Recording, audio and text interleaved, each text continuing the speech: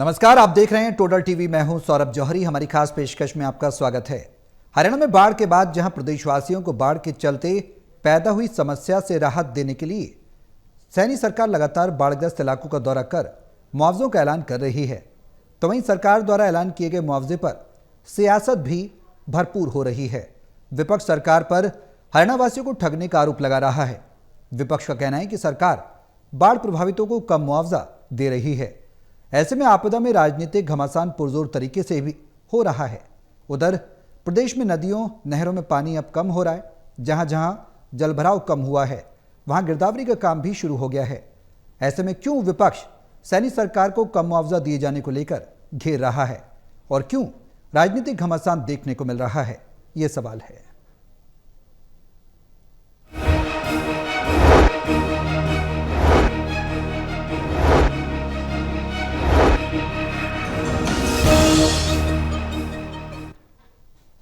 हरियाणा में सैनी सरकार की क्या कुछ तैयारियां हैं और बाढ़ग्रस्त इलाकों में किस तरीके की प्रबंध किए गए हैं, लोगों को कैसे राहत दी जा रही है। हालांकि ऐलान तो घोषणाएं सैनी कैबिनेट ने की हैं, बड़ी बड़ी घोषणाएं की गई हैं। मृतकों के लिए, जो जिनको क्षति हुई है उनके लिए, जिनके पशु इस आपदा में मारे गए हैं उनके लिए तरह तरह से जो ऐलान है वो सरकार कर रही है। लेकिन बावजूद इसके अब सियासत क्यों नहीं थम रही, मुआवजा क्यों कम बताया जा रहा है और बताया जा रहा है तो सरकार अब आगे क्या कर रही है, ये तमाम सवाल है जिनके जवाब तलाशने की कोशिश करेंगे। हमारे तमाम सहयोगी हमारे साथ मौजूद हैं। हिसार से टोटल टीवी के acid editor doctor Mahesh Kumar, Panipat से टोटल टीवी के एसिड एडिटर देवेंद्र कथुरिया और वरिष्ठ पत्रकार वीरेंद्र सोनी जी हमारे साथ चर्चा में बने हुए हैं। आप सभी के साथ चर्चा आगे बढ़ाऊंगा, लेकिन उससे पहले एक रिपोर्ट देखते हैं, फिर करेंगे चर्चा शुरू। प्रदेश की नदी और नहरों में पानी अब धीरे धीरे घट रहा है। बारिश और बाढ़ से घिरे खेतों को भी अब सांस लेने में दिक्कत नहीं है। कहीं खेतों से पानी उतर गया है तो कहीं 2-4 दिन में उतर जाएगा। लेकिन ये ज़रूर है कि फसलें खराब होने के बाद खेतों में अभी गाद और रेत को साफ करना बड़ा काम है। जहां जहां जल भराव कम हुआ है या फसलें कम खराब हुई हैं, वहां गिरदावरी का काम शुरू हो गया है। बाकी जगह भी जल्द शुरू हो जाएगा। पर फसलों के नुकसान और सरकार पर लापरवाही का आरोप लगाने वाली कांग्रेस अब भी कम मुआवजे का ताना देकर सरकार को घेर रही है। 60 से 70,000 रुपए बारिश तो ज्यादा हुई है, लेकिन सरकार की यह सफलता है। देखा आपने, ना तो सफाई हुई नालों की, ना और कोई हुआ। समय पे कोई कदम नहीं उठाए गए और समय पर कदम उठाते फ्लड कंट्रोल बोर्ड की मीटिंग भी देखी।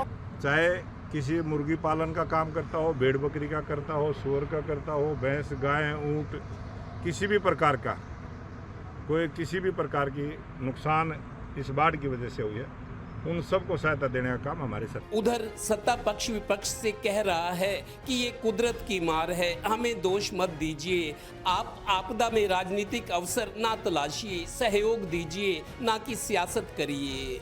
और देश की जनता जानती है वो क्या बयानबाजी करते हैं, वो किस प्रकार की बयानबाजी करते हैं, किन शब्दों का प्रयोग करते हैं। वो उनका आज किसी पर कटाक्ष करने की आवश्यकता नहीं है। आज वास्तव में जाके जनता की सेवा करने का समय है और वो भारतीय जनता पार्टी कर। इसी बीच तीसरे दिन भी प्रदेश की जीटी रोड बेल्ट में मौसम साफ रहा, तेज धूप निकली। मौसम विभाग का अनुमान है कि 14 सितंबर तक मौसम साफ रहेगा। कहीं कहीं छिटपुट या हल्की बारिश हो सकती है। यानी किसान और सरकार ही नहीं, प्रदेश का हर व्यक्ति प्रकृति की आपदा और मौसम से डरा हुआ था कि जाने क्या हो। पंजाब में तो हालात अब भी खराब हैं। इसलिए चलिए, उठिए और फिर आगे देखिए। जिंदगी है चलने का नाम। Haryana bureau, total news. तो विपक्ष क्यों लगातार जो सरकार मुआवजा दे रही है उसको नाकाफी बता रहा है, कम बता रहा है। हालांकि हम अक्सर चर्चा भी करते रहे हैं, बेहद अहम मुद्दा है, क्योंकि हरियाणा में कई जिले ऐसे हैं जो बाढ़ प्रभावित हैं, जहां पर किसानों को एक बड़ा नुकसान हुआ है, आम लोगों को नुकसान हुआ है। राहत पर सियासत क्यों जारी है, ये सवाल है। देवेंद्र, शुरुआत में आपसे ही कर रहा हूं। अब मौजूदा स्थिति की बात की जाए तो सरकार ने जो क्षतिपूर्ति पोर्टल खोले हैं, जो तमाम तरह से इनिशिएटिव्स लिए हैं, धरातल पर क्या वो प्रैक्टिकली पॉसिबल हो पा रहे हैं? पहला सवाल ये। और इसी के बाद दूसरा सवाल ये कि विपक्ष का जो आरोप है वो लगातार क्यों जारी है?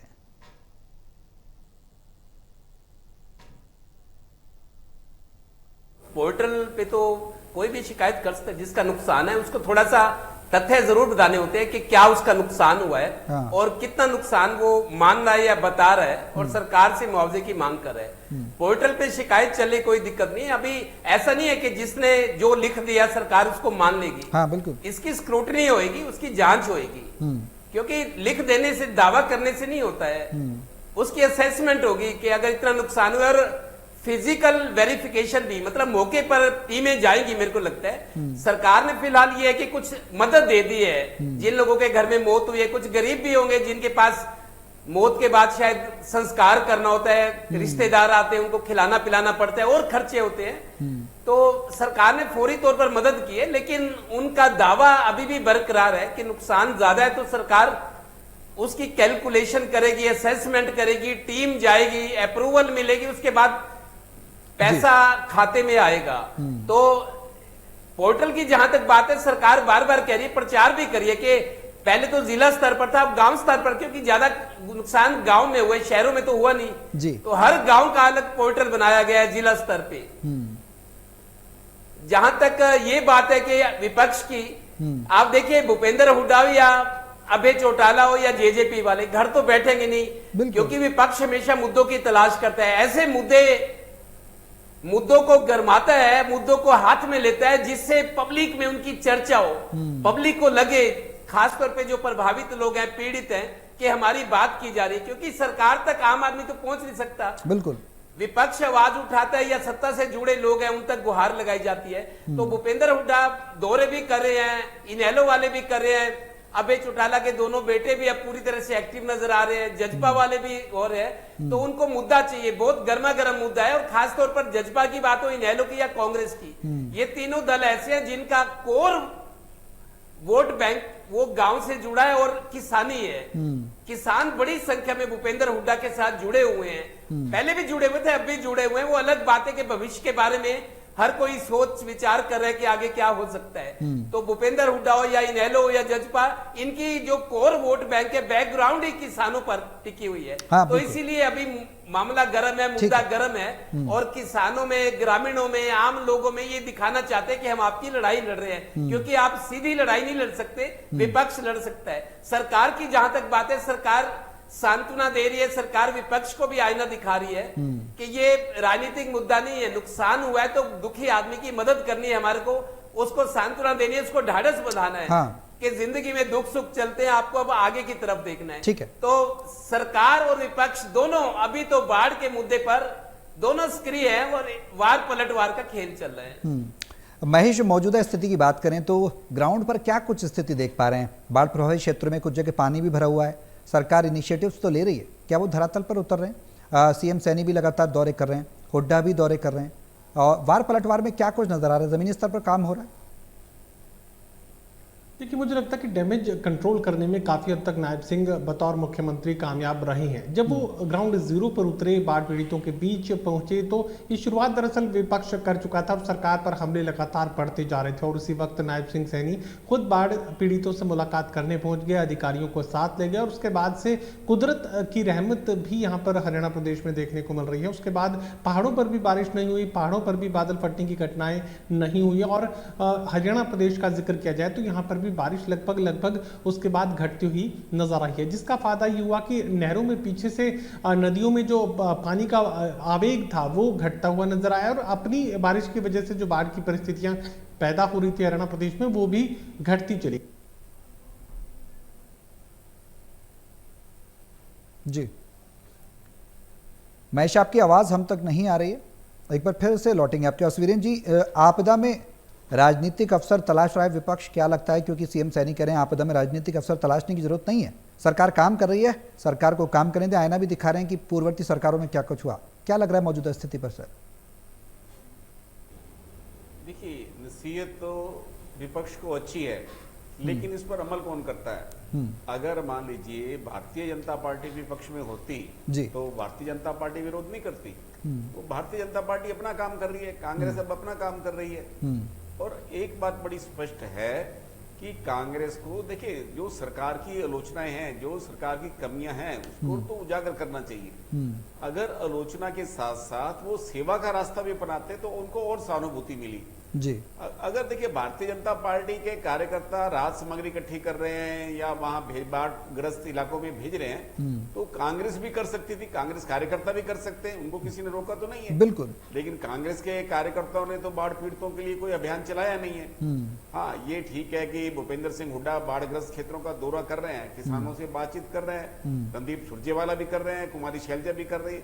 अगर कांग्रेस का एक संयुक्त दल अगर इन क्षेत्रों का दौरा करता तो कांग्रेस की एकता का भी एक चेहरा उभर कर आता और ये भी बात आती कि कांग्रेस को किसानों के साथ हमदर्दी है जी। लेकिन किसान के नेता तो अपने जो कांग्रेस के नेता हैं वो तो अपने अपने ढंग से काम कर रहे हैं। रणदीप सुरजेवाला अपना जो है ट्वीट कर रहे हैं, भूपेंद्र सिंह हुड्डा अपना, वो चाहे यमुनानगर में जाए, चाहे दीपेंद्र हुड्डा बहादुरगढ़ में जाए, तो ट्रैक्टर पर जाए या नंगे पैर जाए, तो वो किसानों के बीच जाकर ये दिखाना चाहते हैं कि किसानों की दुख की घड़ी में साथ है। ये तो उनको शाब्दिक सांत्वना होगी। इसके अलावा अगर कांग्रेस के कार्यकर्ता अपने ढंग से उनकी आर्थिक मदद करें, उनको राहत सामग्री भिजवाएं, तो एक अच्छा संदेश भी जाएगा।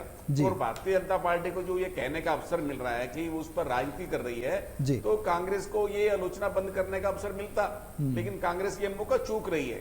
कांग्रेस सिर्फ शब्दों से सहानुभूति व्यक्त कर रही है, इसके अलावा मतलब उनको राहत सामग्री या अन्य जो भी किसानों की मदद हो सकती है अपने स्तर पर पार्टी कार्यकर्ता अभियान चलाकर जुटा भी सकते हैं, स्वयं भी कर सकते हैं। तो ये भी एक माध्यम हो सकता था।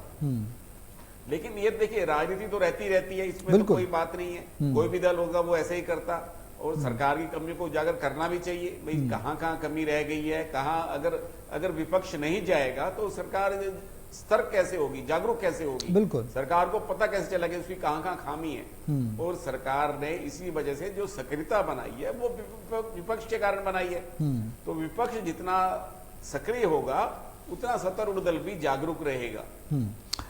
वीरेंद्र जी, मैं लौटूंगा आपके पास। महेश, आप अपनी बात कंप्लीट करें, फिर मैं वीरेंद्र जी से और फिर देवेंद्र के पास में जाऊंगा।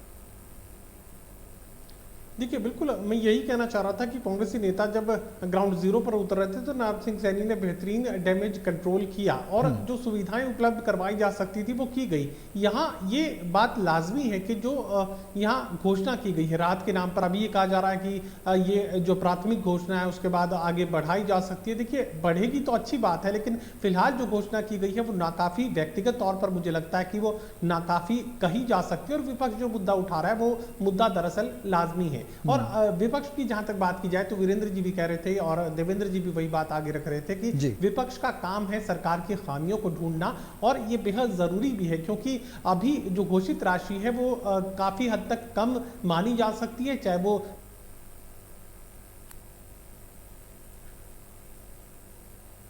ठीक है। उसकी बात है, किसी तरह के व्यापार में अगर क्षति हुई है तो उसकी बात है। तो वो काफी, अगर सियासी मायनों में, सियासी चश्मे से अगर पूरे घटनाक्रम को देखने की कोशिश की जाए तो मुझे लगता है कि चाहे इंडियन नेशनल लोकदल हो, चाहे जननायक जनता पार्टी हो, और चाहे हरियाणा प्रदेश में कांग्रेस पार्टी हो, वर्तमान में नजर ऐसा आ रहा है कि ये लोग अपने अस्तित्व की लड़ाई दरअसल लड़ रहे हैं, और अस्तित्व की लड़ाई को लड़ने के लिए यहाँ फ्रंट फुट पर खड़ा होना जरूरी है। यहाँ अस्तित्व की लड़ाई को लड़ने के लिए लोगों के पक्ष में जो है आवाज उठानी जरूरी है। आपको याद होगा कि पीछे अगर पिछले कार्यकाल में जाएं तो भूपेंद्र सिंह हुड्डा ने कहा था कि मैं सरकार को 1 साल का वक्त दूंगा और तब तक मैं सरकार की किसी खामी पर कुछ ज्यादा नहीं बोलना चाहूंगा, हम सरकार को 1 साल का वक्त देते हैं। तो क्या तीसरी बार जब भारतीय जनता पार्टी की सरकार बनी तो भूपेंद्र सिंह हुड्डा 1 साल का वक्त इस बार नहीं दिया? वजह क्या है कि कांग्रेस पार्टी अब अपने अस्तित्व की लड़ाई लड़ रही है। एक के बाद एक 3 बार सरकार भारतीय जनता पार्टी बना चुकी है, और 15 सालों के बाद कांग्रेस पार्टी के लिए सत्ता में वापसी उतनी ही ज्यादा मुश्किल हो जाएगी। और जिक्र यह भी चल रहा था कि भारतीय जनता पार्टी के लोग तो सेवा कर रहे हैं और कांग्रेस पार्टी के लोग सेवा नहीं कर रहे हैं। दरअसल भारतीय जनता पार्टी के लोगों को मेवा भी मिल रहा है जो 15 सालों से कांग्रेस पार्टी के कार्यकर्ताओं को, नेताओं को नहीं मिला है। और यही वजह है कि भारतीय जनता पार्टी के लोग फोटो खिंचवाने में और राहत सामग्री को भेजने में आगे आ रहे हैं, और कांग्रेस पार्टी के लोग चूंकि 15 सालों से मेवे से दूर हैं, तो ऐसे में यहाँ इस राहत सामग्री के भेजने के नाम पर थोड़ा पीछे हटते नजर आ रहे हैं। लेकिन ऐसा नहीं है कि आम लोगों की तरफ से मदद ना की गई हो। मुझे सातों से बात समझ में आ रही है कि हरियाणा प्रदेश के ग्रामीण क्षेत्रों में बड़ा भाई परेशानी की हालत में है, ये आवाज उठाई गई थी। और इस परेशानी की हालत में हरियाणा के गांव देहात से, ढाणियों से, कस्बों से बड़ी तादाद में लोग सामने आए। आर्थिक सहायता भी उनकी तरफ से दी गई है, जुटाई गई है, अनाज भी भेजा गया है। तो हर संभव प्रयास हरियाणा के लोगों की तरफ से किया गया है। जो फर्क अगर आप समझने की कोशिश करें तो जिन लोगों ने ताजा ताजा मेवा खाया है या जो लोग मेवा खा रहे हैं उनके लिए आसान है। और कांग्रेस पार्टी में तो कहा भी जाता है कि यहाँ पार्टी तो गरीब है लेकिन नेता अमीर है। भारतीय जनता पार्टी में थोड़ा सा इसमें डिफरेंस रहता है कि नेता अमीर हो या ना हो, लेकिन भारतीय जनता पार्टी का खजाना लबालब रहता है। तो ऐसे में एक सैद्धांतिक अंतर भी दोनों राजनीतिक दलों में देखने को मिलता है। वीरेंद्र जी, अगर बात की जाए पूर्ववर्ती सरकार की, उस दौरान भी दरमियान हमने देखा मौसमी जब आपदा आई तो बाढ़ की स्थिति बनी थी, उस वक्त भी मुआवजे की बात की जा रही है। सीएम सैनी नसीहत दे रहे हैं कि पूर्ववर्ती सरकारों की तुलना में बीजेपी सरकार बेहतर काम करे। तुलनात्मक तौर पर देखिए तो क्या कुछ कहा जा सकता है सर? देखिए, हर कोई अपने आप को श्रेष्ठ बताता है, श्रेष्ठता बताने की होड़ भी लगी रहती है। और अब देखिए, अब विपक्ष ये भी कह सकता है कि वर्तमान सरकार ने जो है केंद्र से बाढ़ राहत के लिए राशि की मांग क्यों नहीं की। इसके लिए सरकार की काफी आलोचना हो रही है। भाई केंद्र से मांग करनी चाहिए थी, क्योंकि जब राज्य में इतना नुकसान हुआ है, फसलों को नुकसान पहुंचा है, और इसके परिणाम तो आगे भी आने वाले समय में दिखाई देंगे। बिल्कुल, ये वर्तमान फसल ही खराब नहीं हुई है, आगे फसल की संभावना पर भी प्रश्न चिन्ह लगा है। तो ऐसे में केंद्र से मदद की मांग करनी चाहिए। तो जो राज्य सरकार ने क्यों नहीं की, इस पर भी सरकार जो है अपने डैमेज कंट्रोल करेगी, क्योंकि विपक्ष को तो अवसर मिला है और विपक्ष इस बात को भुनाएगा भी जी। क्योंकि जब देखिए पंजाब का हो, चाहे हिमाचल हो, चाहे उत्तराखंड हो, जम्मू कश्मीर हो, तो उनकी तो मांग की है। और हरियाणा ने तो इन राज्यों की भी मदद की है। हरियाणा ने इन राज्यों की मदद की है, मानवीय आधार पर मदद की है। लेकिन अपना जो नुकसान हुआ है, अपने नुकसान के लिए भी केंद्र से मांग तो करनी चाहिए भाई। और देखिए, इस तरह से विपक्ष को एक मौका तो दे दिया। अब विपक्ष कह रहा है कि सरकार ने क्यों नहीं मांग की, क्योंकि जबकि देखिए राज्य की जो स्थिति है, चाहे आर्थिक आधार पर देखा जाए, नुकसान के आधार पर देखा जाए, चाहे केंद्रीय अध्ययन दल की मांग करता कि अध्ययन दल आकर रिपोर्ट ले, जायजा ले स्थिति का, तो उसके आधार पर मांग करनी चाहिए।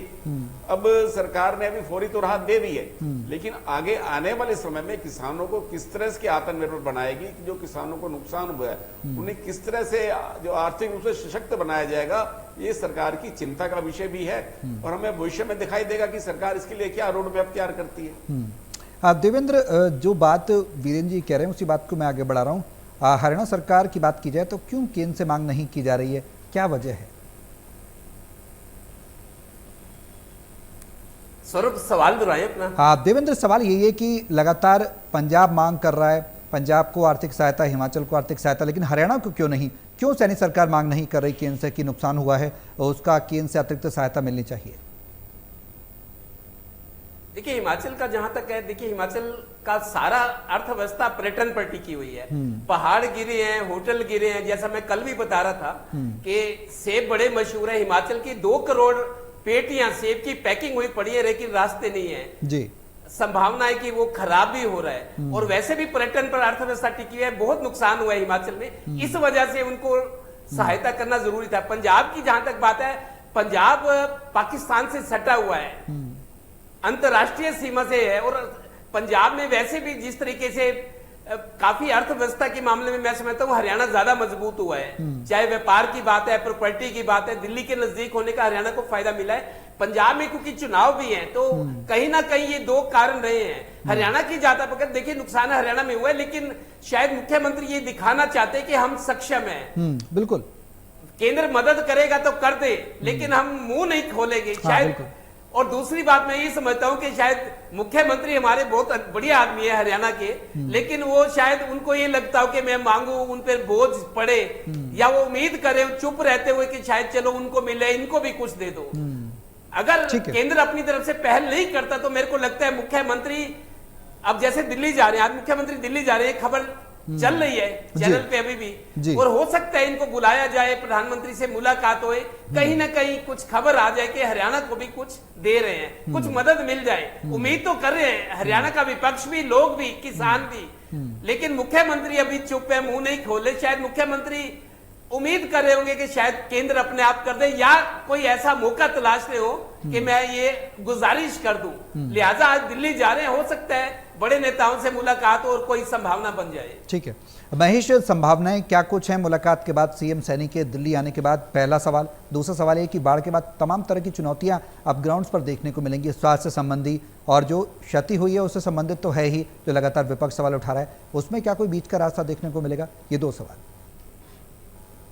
देखिए, ये तो मानकर चलिए कि नायब सिंह सैनी को राहत पैकेज तो मांगना ही होगा, चाहे उन्हें जरूरत हो या ना हो, लेकिन राहत पैकेज मांगने की जरूरत पड़ने वाली है, क्योंकि ये सियासी सवाल बन गया और सियासी सवाल बनना भी दरअसल लाजमी है। अगर प्रदेश में किसी भी तरह का नुकसान हुआ है तो केंद्र से मदद मांगे जाने की जरूरत होती है और ये किया जाना चाहिए। और ये विपक्ष चूंकि मुद्दा बना रहा है, तो ऐसे में अब नायब सिंह सैनी खुद प्रधानमंत्री नरेंद्र मोदी से कुछ मांगना चाहें या नहीं मांगना चाहें, लेकिन मांगना तो पड़ेगा। और मुझे लगता है कि केंद्र इस पूरे मुद्दे को अपने पक्ष में मोड़ने की कोशिश करेगा कि, और मुझे लगता है कि प्रधानमंत्री ये कहने की कोशिश करेंगे कि नायब सिंह सैनी जो है किसान का बेटा है, किसान के दर्द को समझता है। तो ऐसे में किसानों का साथ, दरअसल हरियाणा और पंजाब के किसानों का साथ केंद्र के लिए बेहद जरूरी है, क्योंकि ये जो पूरा देश में आंदोलन खड़ा हुआ था 13 महीनों का, उसमें अगर सबसे बड़ी भागीदारी किसी की थी तो फिर ये पंजाब और हरियाणा के किसान ही थे। तो भविष्य में ऐसी किसी भी आशंका को खारिज करने के लिए यहाँ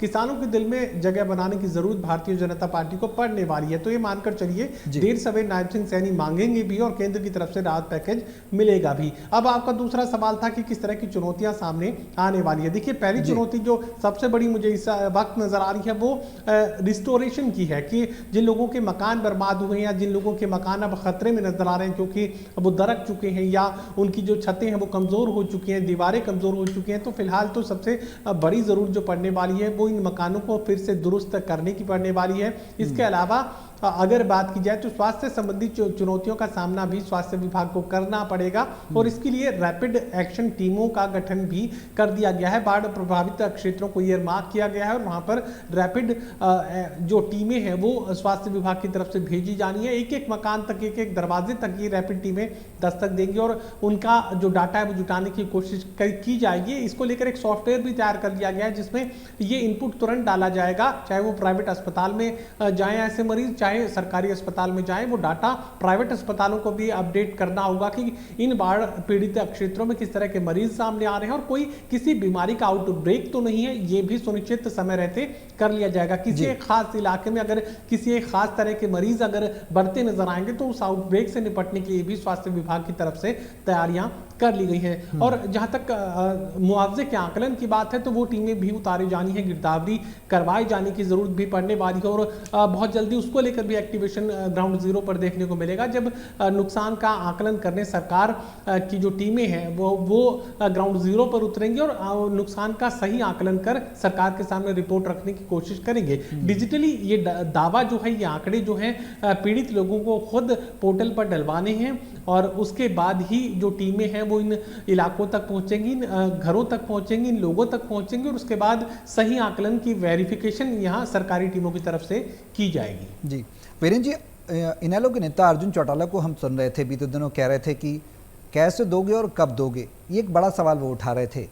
जो आकलन की बात महेश कह रहे हैं, देवेंद्र भी कह रहे हैं, हम अक्सर चर्चा में करते भी रहे हैं आकलन की बात, क्या ग्राउंड लेवल पर उतरकर आकलन किया जाएगा? गुरनाम चौधरी ने भी ये बात कही कि सरकार हमें ये बता दे कि कितने परसेंटेज हमारा नुकसान हुआ है, किसानों का ये बता दे। इसमें कितना समय लग जाएगा? कोई समय सीमा जल्दी तो होने वाला है नहीं, क्योंकि काफ़ी बड़ी चुनौती के तौर पर इसे कहा जा रहा है। कब तक सरकार का क्या ये प्राथमिकता रहेगी, क्या ये लक्ष्य रहेगा कि जल्दी से जल्दी इसका समाधान किया जाए और जल्दी से जल्दी समाधान दिया जाए? जो समस्या पैदा हुई है, जो सवाल उठ रहे हैं, विपक्ष भी उठा रहा है, उसको पूर्ण विराम लगे? देखिए, सरकार की ये प्राथमिकता रहनी चाहिए।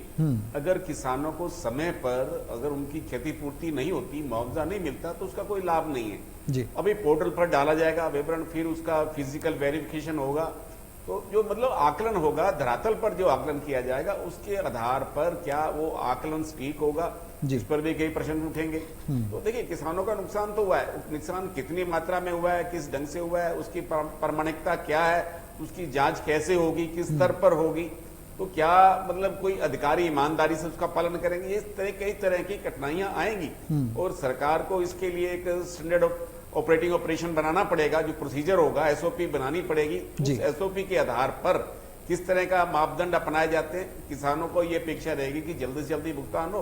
अभी सरकार ने इस दिशा में कोई स्पष्ट दिशा निर्देश दिए नहीं है, ना ही कोई घोषणा की है कितने दिनों तक मुआवजा दे दिया जाएगा, लेकिन सरकार की ये प्राथमिकता होगी।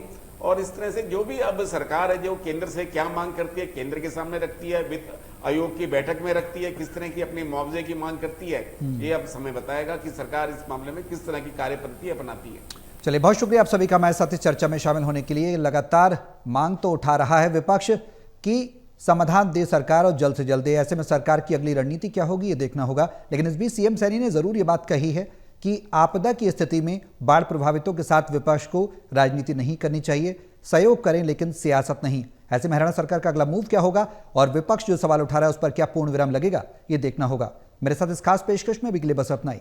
नमस्कार।